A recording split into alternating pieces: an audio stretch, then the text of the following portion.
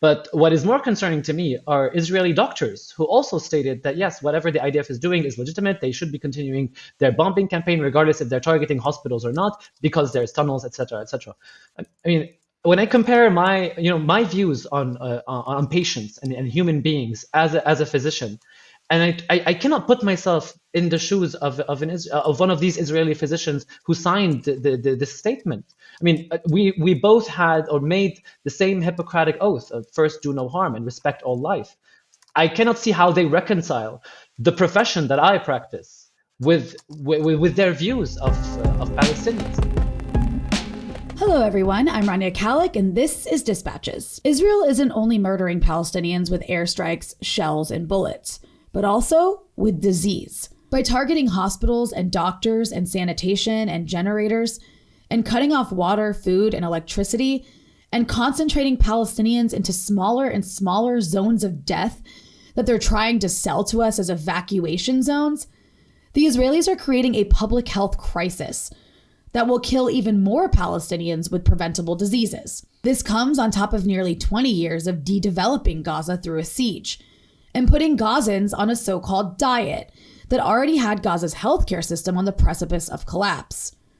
The idea is to make Gaza unsustainable for human life, to force the population out, to ethnically cleanse them. To discuss this and more, I'm joined by Lebanese medical doctor and public health researcher Anis Janmani. Anis, welcome to the show. Thank you for having me, Rania. Well, thank you for joining me. You're speaking to me from Lebanon, which is dealing with its own sort of low-level warfare, but we're going to, of course, be talking about all of the horrors taking place in Gaza in terms of, what people are dying from. Like I mentioned in the intro, most people are hearing of the airstrikes, which of course are horrific. And that's what's, I think, killing a lot of people in Gaza. But there's this other aspect of the war where Israel is really weaponizing the destruction of public health to maximize the damage in Gaza. So there's so much to get through here. But in order to kind of lay the foundation for understanding this, let's start with Israel's policy of de-development in Gaza. Obviously, there's been a very, very long siege on Gaza before this ongoing genocide that started in October, where the entire intention of the Israelis was to make Gaza unlivable over time. One statistic that you've mentioned to me before, which I'd love for you to get into, I was not aware of, is that only 3% of people in Gaza reach the age of 65. I mean, that's a shocking number because I think a lot of people recognize that Gaza is a young population. Half the people in Gaza are children. And one reason for that is because it's been made into this place where you can't grow old. So let's start there. Can you talk about just the de-development of Gaza before we got to the current crisis that we're witnessing? Mm-hmm. So first of all, I'm going to take a small step back and to explain the difference between medicine and public health, in the sense that medicine treats an individual and the disease that is wrong within that person, but public health takes care of a population, and they examine everything from the causes that lead them to develop diseases, to not catching them early on, to their deaths, and by not treating them properly. So from that perspective, public health examines multiple factors that have to do with the environment and man-made factors that influence people's health. So in that sense, public health can be a tool to either preserve or for a population to flourish, or also to kill. And this is something that Israel has weaponized very early on during this conflict. And this is not an escalation of violence. It is a policy that started from the very beginning. So, and it also does not date back to the 7th of October, but long before that. And the siege is the primary tool by which they enforce these measures to turn Gaza into an unlivable space. So the first one would be definitely something that is also today very well known. It's the rationing of calories that the Gaza population has access to. There has been some calculations by the Israeli Authority and estimates to see how much food is just enough for the population in Gaza to survive. Other things have also been made clear when the siege was reinforced on October 8th, which is when they cut off water, when they cut off electricity. Already prior to the October 7th events, only 40% of Gaza's energy requirements were met. Also, prior to the war, the water access of Palestinians was already below what is recommended by the WHO. All of these factors impact the health of the population and make sure that they do develop diseases eventually. Moreover, there are also multiple restrictions on the entry of spare parts that are required for, let's say, CT scans, X-ray machines, MRIs, also for other types of medical equipment and essential medication. So already prior to these events, there was 40% of essential medication that was lacking. And we're talking just about essential medication. So this is antibiotics, anti-inflammatories, anticoagulants, anything we can think of that is necessary in modern medicine. Half of these were not available. 70% of the permits for spare parts for machines were also denied. All of them under the pretext of these tools can be weaponized into missiles or anything. We've already heard these so many times. This is not the first time. The same argument was put forward during the siege on Iraq when they banned the entry of dialysis machines. Also, they said that these can be used to manufacture weapons of mass destruction that never materialized. So none of it is new, and more importantly, public health has been a weapon in the hands of the Israeli authorities prior to October 7th, and now it has become much worse. I mean, it's really crazy. You mentioned like when we were talking about this prior that the Israeli authorities have made the healthcare system in Gaza have had it kind of like it's been on the precipice, I would say, of collapse even before this. They've experienced these periodic, mowing the lawns, if you will, meaning wars on Gaza, even before what we're seeing now, that the Israeli authorities had organized this like permit system where Palestinians in Gaza had to actually go get treatment in the West Bank. On top of the sort of like stuff you talked about where you make it impossible to get spare parts, you have an embargo on medications, the sort of idea of prohibiting dual use items makes this infrastructure decay. But I mean, that level of control is so insane that I feel like it needs a little bit of elaboration. The fact that you have this authority that if you get sick, things that you can just go get treated in most places in the world by going to like your local healthcare provider. In Gaza, they actually have to get permission from the Israelis to leave their concentration camp, which is now a death camp, and go seek treatment in other areas. And a lot of times they get denied. Mm-hmm. Yeah. So access to population. Go ahead. Yeah, so access to healthcare is one of the major factors that determine the health of the population. The fact that you can just walk into a place and get the necessary diagnostic and treatment tests that you require. So, so definitely when we examine the demographics of Gaza, we see there is a huge aberration, a demographic aberration that is insanely documented by the Israeli authorities themselves, so they know, and they also publish all of this information, which these are numbers that you cannot see anywhere else across the world. So, as you mentioned earlier on, only 3% of the Gaza population reaches the age of 65. Which is a very low number. These are like, if we look back on a time period where these were normal demographics, we would be back in like 100 years ago. So this is 20th century medicine being practiced in Gaza.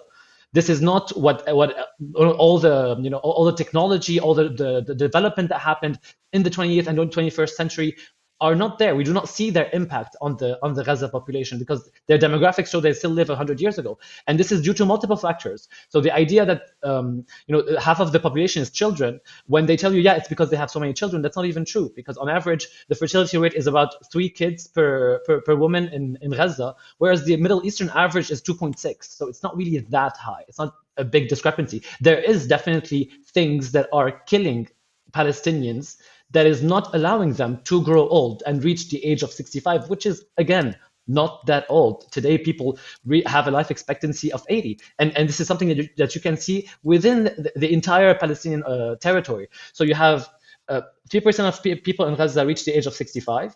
On average, the Palestinians between the West Bank and Gaza combined have a life expectancy of 70. And literally right across the street, Israelis have a life expectancy of 80 years. This is health apartheid that is being practiced on the Palestinian population.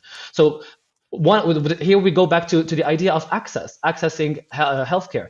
So also one of the insane facts that are also documented by the Israeli authorities and have been analyzed by the WHO from 2008 to 2022, there's approximately 250,000 permits that were submitted to the Israeli authorities from inside Gaza to get treatment in the West Bank. So around 30% of these permits were either delayed or denied. And when they were accepted, and we're specifically talking about children here, children who had permits to go get treatment, 40% of these children had to go without their parents because their parents were not allowed to leave Gaza. So, and away from if we take a step back from these statistics and we imagine our family, our kids, our neighbors, when we put it into a human context, this is extremely horrific. Imagine yourself waiting to get a permit so that your father or your sick mother would have to go get treatment somewhere else, somewhere you can't even go with her to help her. And this has happened among cancer patients in Gaza. And this has decreased the fact that these permits were delayed, decreased the rate of success of cancer treatments by 150%. 1,000 people died strictly because of the delays or the denial of these permits. Yeah, it's completely disgusting and unacceptable that's what it's like before. But now I want to move to what we're seeing take place now, because this is a sort of new stage in this, right? Like you mentioned the siege that was sort of reinforced after October 7th. Here we're talking about literally cutting off access to electricity, water, and food. Before, Gazans were on a diet. Now Israel's trying to create the conditions for famine. And there are actually people dying of starvation now, dying of lack of access to water, getting waterborne diseases. And we're going to get into the issue of diseases. But first, I want to talk about a few things here. The fact that we have the targeting of healthcare infrastructure and healthcare professionals. What's the impact of that going to be on Gaza? Because at some point this will end, right? And this presents so many future challenges in terms of even being able to have the infrastructure to deal with the most basic stuff. I mean, you talk about living 100 years ago, what we're seeing now with the destruction of hospitals, and literally they are hunting medical professionals. They're hunting doctors. They're kidnapping the heads of departments and forcing them to confess that they belong to Hamas, which is so absurd. And on top of that, if they're not kidnapping them, they're actually killing them and their families, which is something that they've been doing. They even did this back in 2021, where they targeted the homes of like the most specialized doctors. And, can you talk about what that means for Gaza to lose, for example, like a neurosurgeon, what that means for a place like Gaza to lose somebody who like specializes in oncology, an emergency, an ER doctor. Like these are highly skilled professions. What happens when you lose those people and the infrastructure that they work in? Yeah. So to strictly focus on the healthcare professionals would be to limit the scope of damage that has happened in Gaza in the last couple of months. So in order to grasp the whole framework of what's happening, very early on during the conflict, Israel started targeting all of these water facilities and fuel storages and power plants. These are, the life's blood of the population. You cannot have a population that is healthy without access to clean water. Afterwards, they started targeting hospitals, and this started with the bombing of the Ahli hospital as a first test. And when they realized that the international community wasn't going to do anything about it, they went on a rampage. and they targeted hospitals and centers and ambulances and medical professionals indiscriminately, and even targeted them specifically, knowing that they are healthcare professionals. So on average, you need between 10 to 15 years to train a medical professional. So, and this is somebody who has newly graduated. We're not talking about people with like a high level of experience of like 20, 30, or even 40 years. Then these people would have to train the younger generation. And we've seen that they've not only targeted these individuals, they've also targeted the university in which these medical professionals are being trained. And then this would create another problem, that is, if let's say if somehow I do manage to find these professionals that would certainly have to come from abroad, and if they do get the permits to come to Gaza and they are willing to stay in the wasteland that Gaza will be left in for the next 10 to 20 years to be able to train the doctors of the future, then you would be hit with a very specific, also very simple problem, that is, where is the classroom? Where can I teach this new generation? And then you'll find out that the Israeli authorities also ration the amount of cement that is allowed to enter Gaza. So, at the hands of anybody trying to help Gaza will be tied one way or another, and this is clear from the beginning, because when the genocidal intentions of the Israeli authorities were made clear, it was not the moment they started bombing hospitals, but it was long before, when they were indiscriminately bombing civilians, but also when they were targeting every aspect of, in terms of infrastructure and organized human society that makes life possible in the Gaza, territory of Gaza. When you talk about cement, can you just explain real quick, like, why that's so important that Israel blocks cement from entering Gaza? I mean, it seems self-explanatory, but for those who are like, Yeah. okay, so cement. Well, around now, like 90% of all houses are destroyed. So definitely we need cement to rebuild these. Second, cement goes into almost anything: houses, hospitals, any kind of infrastructure, industry.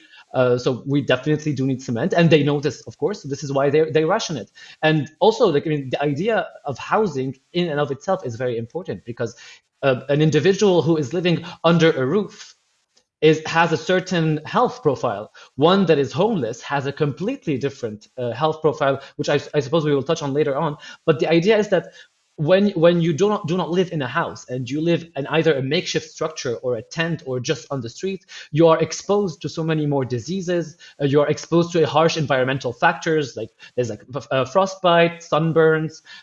There's all the parasites, like the flies and mosquitoes, and there's also the polluted water that runs through the streets once it rains. So these are things that seem very obvious, but creating this kind of problem today in Gaza is borderline absurd, especially in 21st century. The amount of long-term damage and violence that is and will be inflicted on the Gaza population is unlike anything we have ever seen in the current century. I think something mildly similar would be the mass bombing campaigns that we had seen in the Second World War. But in terms of intensity in the rate of death, it has already been proven that the rate of death of Gazans as a result of the bombing campaign was much worse than what happened in the Second World War. I also think it's really important to recognize. I think the idea we all get from watching what the Israelis are doing is that they're just carpet bombing, and they are carpet bombing. But I think carpet bombing suggests some kind of indiscriminate bombing, which there is some of that. But I actually think that this is very discriminate. This is very, like, Israel is deliberately shelling and targeting one hospital after another. Like you mentioned, El Ahli. It started with that hospital where the Israelis initially tried to blame Islamic Jihad, which is obviously not, no one even talks about that anymore, because at this point, every day when I wake up, I check to see what's happened in Gaza, and some hospital is under siege, is being shelled, is being attacked in the same manner as the last one. It's like a very like meticulous policy. On top of that, they've turned these hospitals into military targets with, there's Hamas tunnels underneath, and they never prove it because there aren't Hamas tunnels underneath. But regardless of all that, it's clear that there is an Israeli policy to take out all healthcare infrastructure. And like I mentioned, they are kidnapping doctors, they are assassinating doctors and their families. And the reason I'm raising all this is because you mentioned this is the worst conflict we've seen this century in terms of the kind of violence that's being inflicted on a population. I don't know, I could be wrong here, if there's any other war, genocide, whatever, where there was a very specific policy of dismantling hospitals like we've seen in Gaza. I don't know if that's ever happened in modern history or in any history. Anybody who who knows better than me is welcome to correct me if I'm wrong. But the point of saying all of that is a precedent has been set, right? Israel has set a precedent. What do you think this means in terms of other conflict zones in the world, in terms of global health, when hospitals, which are supposed to be the most protected places, are now fair game for military targeting? Well, let me start by touching on a few points. First of all, to me, it doesn't, and it shouldn't matter to anyone whether it is discriminate or indiscriminate bombing.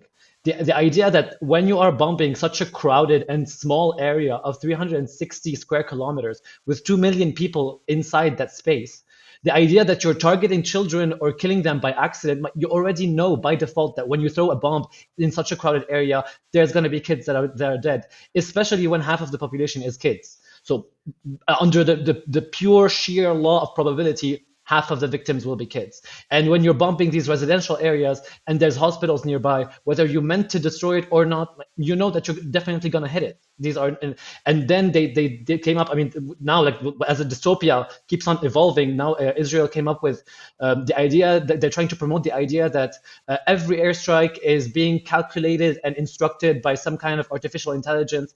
I mean, first of all, I think they're trying to, hop on some kind of wagon, the technological wagon that people who understand AI understand that it is as good as the input that you give it. If you tell an AI system these are the coordinates of all of these people, I want to commit genocide, they'll just commit genocide. It doesn't really matter.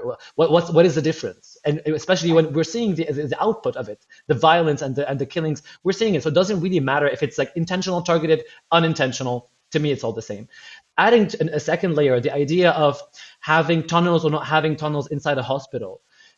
There is international law for a reason, and it is to set some kind of moral standard under which, if anybody would fall, then they would be automatically condemned. And it does not examine the specifics of, oh, if there is a terrorist hiding there, or oh, if there is a tunnel there, or if there's like the worst human being on earth hiding in this facility. It is very clear. Hospitals that function as hospitals, and which means as long as they are giving medical services to people inside, regardless of who they are, and regardless of who else is inside, are hospitals and therefore protected under international law and are not targeted and cannot be targeted. And if you do target them, then you are on the wrong side of the war and you get sanctioned, etc., etc. So the debate does not matter. And then I am not a historian, but according to my meager knowledge, I know that there were, before international law, there was something called the rules of war. And this is something that was present back in the days of the Napoleonic Wars in Europe. And even at that time, targeting hospitals and clinics was illegal, not in the sense that somebody would punish you because there wasn't this international framework, but it's something that was not done. And it is not out of it's not a question of moral values, because back in the days they were afraid that when the time comes and they will get invaded, then their opponents will do the same unto them. And this is something that Israel has done today. The idea that by desecrating all of these spaces, whether it is a church, a mosque, or a hospital, or a clinic, then this has become fair game, and especially under international law that functions under precedent. International law does not go into specifics because it is supposed to cater for the entire world, and they use a lot to argue cases. They use precedents a lot. And then now, after we've seen what's happening today in Gaza, this is a very dangerous precedent. And now anybody, and I really mean anybody, and I think among your audience, each one in whatever country they are, they can think about their own threats or perceived enemies, and then they can examine the possibility of these enemies targeting their own healthcare facilities. How would they feel about that? And how safe do they feel today if this is even a possibility? And of course, again, all of this is meant to destroy the basically institutions that preserve life and make life sustainable. If you have a space without hospitals, life is not sustainable. You need hospitals, you need doctors, you need healthcare. And Israel has taken that away from Gaza and is continuing to take that away from Gaza. And the idea, of course, is to ultimately make life so miserable and unlivable that people leave. Another aspect of this war is disease, literally using disease as a weapon. It's becoming clear that Israel is creating the circumstances for disease, very preventable disease, to spread so that you have outbreaks in Gaza, whether it's cholera, measles, the flu. You already have a vulnerable population. Their immune systems are not doing well after 2 months of not accessing, water to either drink or to even wash with. We're accessing, or they don't have access to sanitation. People are being pushed into smaller and smaller places, and we're going to talk a bit about that aspect too. But first, can you discuss the issue of Israel using disease as a weapon here? Yeah. So unfortunately, from what we have been seeing, and after Israeli officials have repeated multiple times their genocidal intentions, it was clear from the very beginning that there is only so much killing that bombs can do. Eventually, it will always be disease that kills the most Palestinians. And this is not specific to the case of Gaza alone, but it is also a very well understood and documented fact that whenever you have conflicts, afterwards comes the disease. And this is like, we've seen the flu pandemic that happened after the Second World War. In Rwanda, after the genocide, there was an outbreak of cholera that killed a lot of people as well. So here today we find the same scenario, but also in very extreme metrics. The idea that, first of all, the crowding is insane. So already Gaza is one of the most crowded areas on earth. And then when they pushed the population of northern Gaza to the south, and they've made 90% of people refugees within that very small concentration camp, they forced them into such a small geographic area that if one person catches a mild virus, it will spread like wildfire. There is already today, the WHO, last week, to be precise, the WHO and UNRWA already counted 360,000 cases of infectious disease among these 2 million people. And there's 100,000 cases of respiratory infection, 100,000 cases of diarrhea. When you go into the details of what are the causes of it, you don't have an answer. Why? Because, well, most of the healthcare system is destroyed. They're not even able to run the tests. So there might be cholera, but we don't know yet. There's also cases of hepatitis that are rummaging through the population. These are huge problems, especially in a population of which half of them are children. Cholera today in advanced or quote unquote normal communities does not kill anymore. It is a threat to children and to the elderly, but it doesn't kill when you have access to IV fluids and to antibiotics. Today, these things do not exist in Gaza, and worst of all, half of them are kids. So half of the population is already very vulnerable to infectious diseases, not counting the elderly, not counting pregnant women, not counting people with chronic diseases. I mean, even people with chronic diseases haven't been able to access their medications. We're talking people with heart disease, people who are supposedly on dialysis. I don't know what they're doing today. People on chemotherapy, also, I don't know what they're doing today. People, any array of problems that we see within our extended family, these people could not access the treatment that either required in pill form at home or in hospital. And this is going to lead to even much worse consequences. But back to the infectious diseases front, this is a huge threat to the Palestinian population, to the extent that at some point the deaths are going to be so bad that you and I, might be even among the people who do beg for Palestinians to leave Gaza, because it's going to be that bad. And the solutions, there are no easy fixes. We will have to rebuild the hospitals, clean the water, rebuild the infrastructure for the water, train new staff, build new houses. This is not something that can be resolved in either the short or the medium term, especially in such a small geographic area that has also been polluted. I mean, today in the south of Gaza, the WHO also counted that 500 people, there is one bathroom per 500 individual. Like, what are we expecting to come out of this? Wow, one bathroom. And this okay, so this goes to the next thing that I wanted to discuss with you, which is the idea of these so-called safe zones or evacuation zones. That's Mhm. what the Israelis and the Americans are calling them. But I think I heard an official from UNICEF at one point call them death zones. Yeah. Because these are the areas, you mentioned 90% of the population is displaced. Yes, 2 million Palestinians in Gaza have been displaced, which is the vast, overwhelming majority of the population. They're literally like dodging bombs and running to anywhere that seems safe. They're running to the places that they're told are safe, which are not safe because these places are still getting bombed. But on top of that, it's even more crowding. You already had the most densely populated place in the world in this Mhm. tiny area called the Gaza Strip. And now 90% of them have been pushed into an even smaller area of the Gaza Strip in the south, where you mentioned, one bathroom for 500 people. That means like basically that means you don't have access to a bathroom. So then where are people going to the bathroom? There's no sanitation.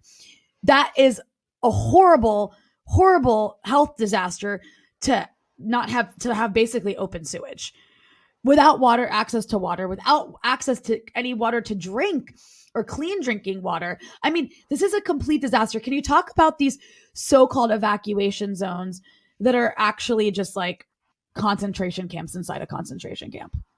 Yeah, well, if you look at the WHO situation report on Gaza, from which I pulled these statistics, you'll see like a small note under these numbers, and they're saying that this is only in these, evacuation zones. So it might be even they're saying that they don't know what's happening outside of these evacuation zones, but in these evacuation zones, these are the statistics. So one bathroom per 500 people, 360,000 cases of infectious diseases. These are being documented there.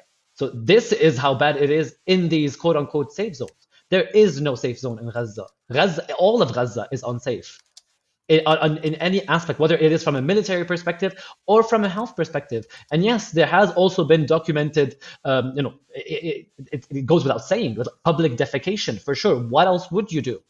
In this situation, we've also seen the videos of people running to the couple of food trucks or water trucks to access their basic necessities. So definitely, and these are in places that are relatively safe, either to take statistics or to film some videos. So I do not understand how these areas are even qualified as remotely safe for anyone.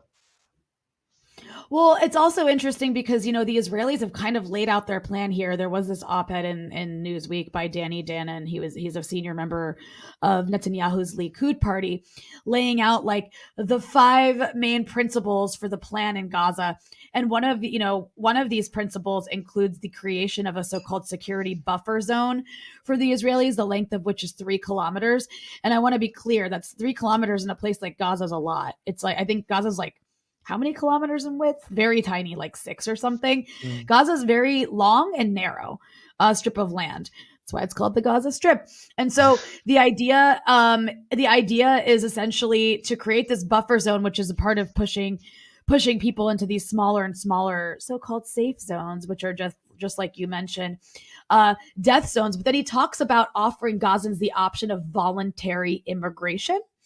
That means the choice to move to countries willing to accept them, to alleviate economic strain and contribute to Gaza's recovery. Um, and by regularly infusing foreign currency to family members who remain in Gaza. Mm. I mean, and we've already heard this is what the Israelis want. They wanted to push the Palestinians into the Sinai. Clearly, Egypt's not going to allow that. So now they're moving to the idea of getting other countries to accept a certain quota of people. And you just mentioned they're making the situation so horrible, so unsustainable for life that the idea is for at some point people like you and I who are anti-genocide, who are talking about this every single day, are going to be the ones calling for let these people out, let these people out. This is ethnic cleansing. All of this is meant to ethnically cleanse Gazans. I mean, I just, this is like, I know we're not allowed to make these comparisons, but this is some Nazi level stuff. I mean, you're putting people into smaller and smaller death zones to get them to leave based on some ethno supremacist ideology. Uh, Anyways, I'm curious if you can comment on that Israeli plan. Well, I mean, it's a lot of words to describe ethnic cleansing. Mm. Um, Definitely, I would love to hear the opinion of Palestinians on that, and I'm sure they would definitely disagree because you cannot forcibly move a population. That would be against international law. And there is something I think that neither we or Israelis truly understand, but for Palestinians to become refugees again, they consider it as their biggest humiliation, and this is something that has been repeatedly communicated via videos and testimonies from people within Gaza. These voice messages that they sent, you can see people crying when they were forced to move from the north to the south of Gaza. I remember perfectly this voice message of a woman, and she was saying that I was so ashamed that I had to leave Gaza and become a refugee in the south of Gaza. But what can I do? I have to protect my children. And she was so embarrassed by the fact that she had to move within Gaza, which is a very small strip of land, as you just said. So uh, I do not think that Israeli authorities' opinion on the matter even matter, and they shouldn't, because they do not decide. They do not get to decide what happens to the Palestinian people. Only the Palestinian people gets to decide what happens to them and what they want to do. However, there is on top of this policy another one that was communicated by. There's this Israeli general. I do forget his name, but he is considered a moderate general, an intellectual, member of the IDF, and he wrote an op-ed as well, in which he clearly said that it would be a great policy to promote the outbreak of infectious diseases within Gaza. And he specifically said that once the Hamas members see their daughters die of disease, then they will drop their weapons. And according to this policy, none of the Israeli soldiers would have to even lift a finger or expose themselves to danger. So they would decrease their own, the death of their own army by promoting disease in Gaza. And it doesn't get any clearer than that. I mean, we know that settler colonialism has a history of using biological warfare, so I guess this fits that perfectly. It's just happening in the most high-tech way possible. I just really quickly like to give people an idea on a very human level. I was struck by this piece in Reuters about the title is Unwashed and Underfed Babies Born in Gaza War Face Hardship Intense. And this is in the so-called safe zones, where babies. I mean, this has been going on for a couple months. We know that women actually went into premature labor because obviously a genocide is very stressful and can induce labor. And we heard of what the Israelis were doing to babies in incubators in hospitals across the Gaza Strip, essentially starving them. In one case, they died and their bodies were decomposing for 17 days. And, the State Department spokesperson, I'm sorry, the White House National Security spokesperson, John Kirby, said that was a tragedy, but not a crime, that the Israelis did that. And also, it's Hamas's fault. And then the Israelis even tried to claim that Hamas hides weapons in incubators. God, I don't even. Anyways, all that's to say, you have infants being born who, given the circumstances in Gaza, I mean, I just want to read. There's infants in particular in this article who mentioned these twins. And it says their mother cannot breastfeed them because she's not getting enough nutrition for her body to produce milk. And they have never been bathed. These infants are a month old. They have never been bathed because there's no water to bathe in. Anis, what does that mean from like a medical perspective? To not be able to, in your first month of life, be able to drink enough breast milk because your mother's too hungry to be producing it, and also to have never been bathed for a month after being born. Honestly, in all honesty, I cannot answer this in full certainty because I have never experienced that, and there is no medical document that will tell you, yeah, this is what happens to a kid if they're born and you don't bathe them within a month. This is not something that we are normally exposed to. Like it doesn't exist in the literature of medicine, but definitely we can speculate. So when a kid is born, first of all, around 5,500 kids were born in Gaza since October 7th, which is quite a large number, and a lot of which leads to a bigger problem because as soon as a kid is born, there is vaccines that they take the moment they are born. They also take vitamin supplements the moment they are born, and then there is a follow-up that happens with a physician. There is a regular schedule for vaccines to be taken. There is nutrition, and they go through like a growth spurts. So when they do not have access to proper nutrition, first of all, they're going to be stunted in the sense that they will not grow into fully developed and healthy bodies. This can create multiple problems on the short medium, even long term. Otherwise, breastfeeding is also very important because it is not just nutritious; it also communicates the immunity of the mother to the child. So it exposes them to the lack of breastfeeding will expose these children to higher infectious threats and definitely increase their death rate. Uh, I cannot say the combination of all of these things what it would create in these poor 5,000 babies, but it's definitely not going to be good, and they're definitely their death rates is going to be through the roof for sure. And then there's also the issue of development. I mean, we don't. You're right. Like we don't know that. No one's ever done a study where you can't. It's not. It's It would inhumane. be inhumane. Yes. Right. To do this to infants, the most vulnerable among any human being is an infant. But we don't know what happens to these kids, if they make it to the age of 10. Like, how does this stunt development, brain development, organ development, all the things you need to be like a healthy child and ultimately a healthy adult? We don't know. And that is really, really scary. And I just want to point something out. Like, this is just me making a comment that I think is important to make when we talk about this stuff. The Israelis do not see these babies as human. The Israeli leadership that is creating these policies intentionally to harm infants, they don't see them as human. And we know this because, you have someone like Ayelet Shaked, the former justice minister of Israel, who back in 2014, during, I think that was called Operation Protective Edge, during that war on Gaza, she made a Facebook post that went viral in Israel where she said that we need to kill their mothers in their beds to prevent them from birthing, quote, little snakes. That is how people in Israeli leadership positions see Palestinian babies. They see them as little snakes who ultimately, if you allow them to grow up, will become terrorists. They see these babies as future terrorists. This is intentional genocidal policy toward infants. It cannot be emphasized enough. I'm curious if you can touch on, before we move on to a couple other topics I still want to get into here, if you could touch on the issue of famine and thirst, because now we're seeing deaths from starvation, especially among children.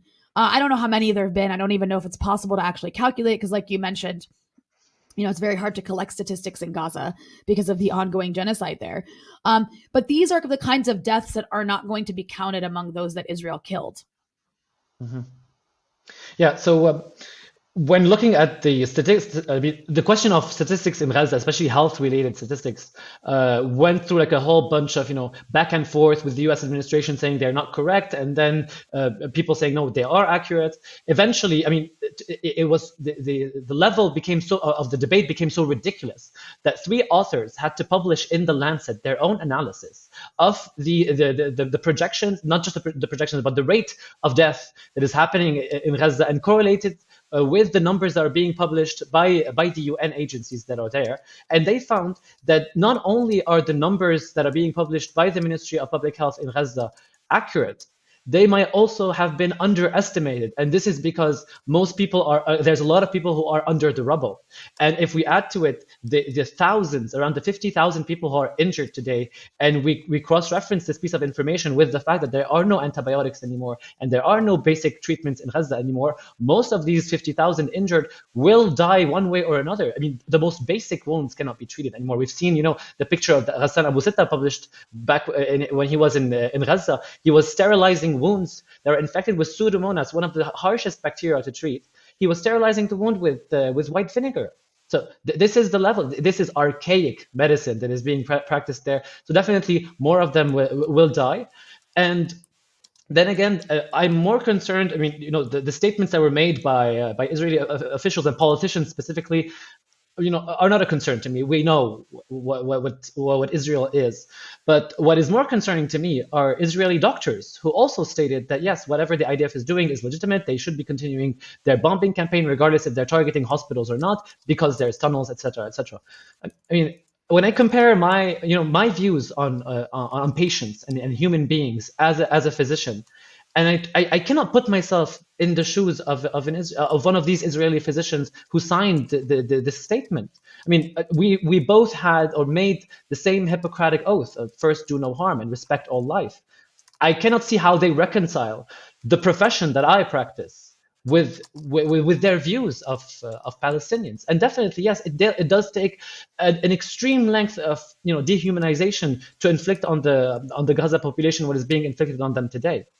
So looking forward, with the lack of nutrition and water, we can definitely expect growing outbreaks of diseases that are even more fatal than the average, than the global average, and even the average of of what you see in poor communities, because of the destruction of the health sector, because the immunities of patients are very low, and because of the pollution that happened, the pollution of the territory itself.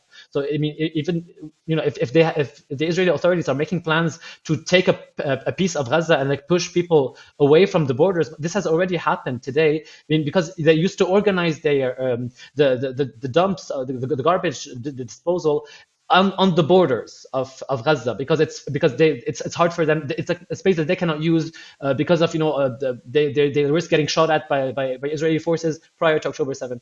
So when October 7th happened, the Israelis banned Palestinians from getting close to the border, so they couldn't even dump their garbage in these designated areas. So now they're piling up in the street, they're piling up everywhere.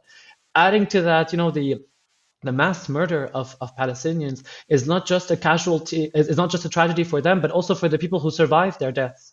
So when you have these 20,000 people who died in 2 months, these are 20,000 corpses that are rotting in the ground. And I'm sorry for being that graphic, but this is also a very important problem. So when you put a body in the ground, you know, bacteria seeps from the body and into the earth and into the waters, and goes into the water wells, from which the polluted water wells from which Palestinians are drinking. So this is also promoting the outbreaks of diseases. It is also making the land unusable. You cannot plant in this land. You cannot draw water from this land. You have to exhume the bodies and give them a proper burial and clean the land. This is not talking about. We're not even talking about also the chemical weapons that Israel is using. So the white phosphorus also seeps into the land, pollutes water wells. It is very dangerous for people who have kidney disease or who are pregnant to drink water with a high content in phosphorus. And we're not also talking about how white phosphorus burns the body, creates problems on the short and long term, and also causes chronic liver and kidney damage. There's also been documented use of depleted uranium back in 2014 by the European Union. We don't know if they're using them today or not. This has not been documented yet, but this is something that has been used. And the half-life of depleted uranium is in the millions of years. It radiates for millions of years. So Wow. the outlook is very, extremely dire. And then, speaking of the people who survive and what they have to deal with, you also have the disabling of the population. You mentioned 50,000 at least injured in Gaza. These are severe injuries, like it was the amputations. People are missing limbs. People are probably having organs removed. I mean, it's horrific the kinds of injuries people are coming out with, losing eyes, like losing fingers, and a lot of children being mutilated in this way. What does that mean for a few burns? Sorry, I didn't even mention burns. You mentioned white phosphorus. We're talking severe burns. This Yeah. is the disabling an entire population. Absolutely. And it is, I mean, there are two types of damages being done to Palestinians today. There's the physical damage, but then there's also the mental health damage that's being inflicted on them that also has chronic repercussions. But starting from an economic perspective, the idea that when a child suffers extensive burns that have to undergo reconstructive surgery, or when a limb is amputated, when it happens to an adult, it is almost a one-time thing, one-time fix. You fix it in a couple surgeries, you're done. But a younger child, the body still grows. When you have scarring tissues, like because of when burns heal, they scar. These scars do not grow with the rest of the body. You have to repeat surgeries on a regular basis so that the skin extends with the growing child. When you're using, let's say, artificial limbs to compensate for the lost limb, you have to buy the child multiple ones that accompany him through his life, because the leg is growing, the other leg might be growing, or the other arm might be growing, or like the stump as well. So automatically the costs are insane. The amount of medical attention and follow-up continuously and on a regular basis for these unfortunate children is going to be huge. And then when you add to it the amount of psychological trauma already prior to October 7th, the numbers were insane. 90% of caretakers of children, and not saying always parents, because sometimes children are orphan as well. So 90% of caretakers suffer from severe depression. There was around 60 or 70% of children in Gaza practice self-harm. Some of them have something called akinetic mutism. They just sit there, they do not talk, they barely move. These are all signs of scarring psychological trauma, and now this happened to them for the last months. I cannot even begin to speculate on the future quality of life of all of these people from a physical or even mental perspective. It's so horrific. I mean, imagine being a parent under these circumstances, let alone being a child. It is unimaginable, and Or because a you just parentless child. yeah. I want to. There's one more thing I want to, or a couple of more things I want to touch on here. One thing in particular that we've seen that is actually really creepy is the idea that Israel has a skin bank. Um, what is a skin bank where they collect the skin of Palestinians? Can you Mm. talk about what that is? And it's sorry. I mean, obviously it's like self-explanatory why that's creepy. Why do they Yeah, have a skin? well, I mean, skin banks do exist. It is a thing. But the idea is that Israel has the largest skin bank in the world. I mean, Israel has a terrible history with organ trafficking that dates back to the 90s. This is not something new. It has been repeatedly documented over time. So in the 90s, there was a huge scandal about organ trafficking. Then in the early 2000s as well. In 2008. Israel at that time was the largest hub of organ trafficking across the world. Anybody who wanted to get a transplant from an illegally harvested or even bought organ, they would do it there, and then which led them in 2008 for the first time to actually codify it into law to ban organ trafficking in Israel. Does it mean it worked? No, because afterwards, across the multiple conflicts that happened with Gaza, many times there were also documented evidence of them harvesting Palestinian the organs of Palestinians. This has been done. This has also been documented this time. After the events of October 7th, there is Euromed. It's a human rights organization based in Europe that also documented. On the ground, there were bodies that lacked cochlea, which is an organ inside the ear that can be transplanted, retinas from the eyes, hearts, livers, lungs. I mean, you name it. Bodies that were kidnapped. The martyrs whose bodies have been taken away from hospitals. We don't know what happened to them, and even prior to that, Israel has also the Israeli government has been known to give license to pharmaceutical companies to run pharmaceutical tests on Palestinian prisoners within Israeli prisons. So this is not new. Also, it is not new from a colonial mindset. Many drugs, many medical advances that had been done had been practiced illegally, mostly on indigenous populations or minorities. This has happened, for example, in Johns Hopkins used to recruit exclusively, a poor from its poor black neighborhood. There's also the HeLa cells. These are like petri dish human cells that are used ubiquitously across all fields of biology and medicine that have been extracted from an African American woman also in Johns Hopkins. She had an ovarian cancer that was illegally harvested by her physician at the time. She died. He was able to replicate her cells indefinitely and then industrialize it. And today we all use her cells. They're called HeLa after her name. They had to do it later on in terms of acknowledging it rhetorically, because her name was Henrietta Lacks, and now the cells are called HeLa. Even like people who like skincare, for example, retinol was devised through tests that were done in the US on incarcerated populations as well, with people Wow. had severe burns. So yeah, it is not something that is absurd, because the history of medicine is unfortunately terrible, and it also is not at all unlikely based on Israel's terrible track record. And there is also Israel has a very low donation rate of organs. When you take into account Western states, it's pretty low. It's like the third of the rate that is in Europe. It's mostly based on a misinterpretation or or any kind of interpretation of the Jewish faith. Some religious people try to argue against this interpretation, but regardless, they have a very low donation rate. However, they have a pretty high number of transplants that happen yearly. And this is where the skin bank comes in. So when you have an injured individual, definitely most likely Israeli, they're lacking a patch of skin, whether it is because of a chemical burn, a big wound, or like a war injury, then you can graft on them the skin that you have illegally taken from the body of somebody else. And this has also been documented to have happened, by the way, in Israel That's specifically. in a way like it's like, do you just want to be Palestinian? Like, you're taking their organs, you're taking their skin, you're taking their land.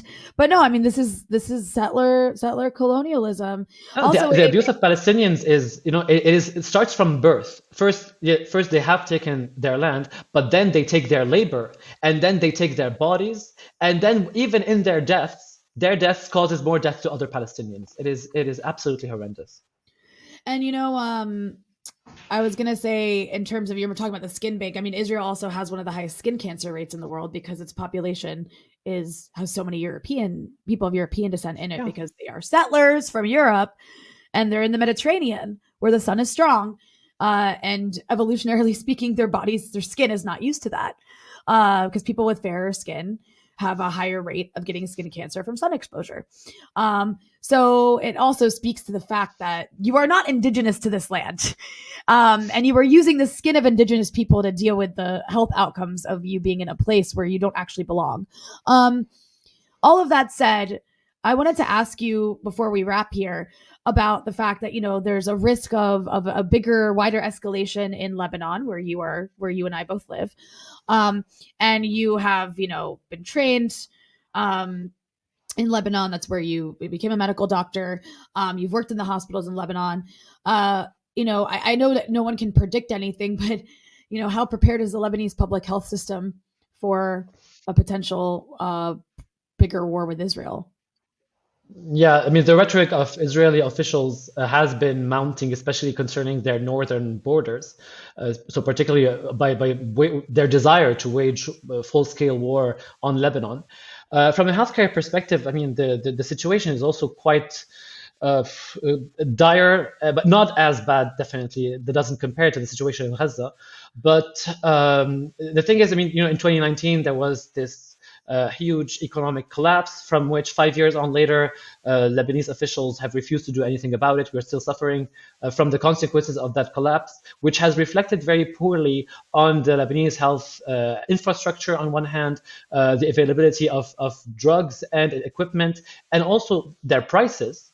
And finally, also on the availability of qualified healthcare professionals. As you know, like half of them left the country 3 years into the crisis. And today, most of the medical drugs and equipment that are available are dollarized, and they're also very expensive because there is a shortage of US dollars in the Lebanese economy. So automatically everything becomes more expensive. The Ministry of Health, the Lebanese Ministry of Public Health, did issue a sort of emergency contingency plan in case there is, an escalation of violence at the southern border. But the most important component of that plan remained missing, and that is funding. So, Mm. and taking into account that 80% of the Lebanese healthcare system of healthcare services in Lebanon are delivered by private institutions, I do not see how these private institutions are not forced by the Ministry of Public Health to do anything to like even expend some of their own resources to treat people who will be injured in case of a national disaster. But that remains to be seen. Of course, there is the matter of public opinion, and this can definitely influence them or force them into treating these people. There might be some money that come in from somewhere, but it is not a way to run a healthcare system at all. It is very precarious. It is very dangerous to run a system like that. And already in Lebanon, we're facing our own problems in terms of the negative repercussions of the crisis, in terms of access. We have an aging population, a high rate of chronic diseases. People are having difficulty accessing their chronic medications. And this is, it's a story for another time, I guess. Well, I hope that we don't have to ever have this conversation as like in the sense that like, oh, the war on Lebanon has escalated what's happening to the hospitals. uh but Denise, I want to thank you for joining me for the hour to break all of this down. Can you just give everybody an idea of where they can follow your work? Well, they can find me on Twitter, I guess, and on Instagram. I'm not pretty, as active as I used to be. But yeah, it's at Anis Germani 2 on Twitter, I think, and at Anis Germani on Instagram. Well, thank you so much for joining me. Thank you for having me.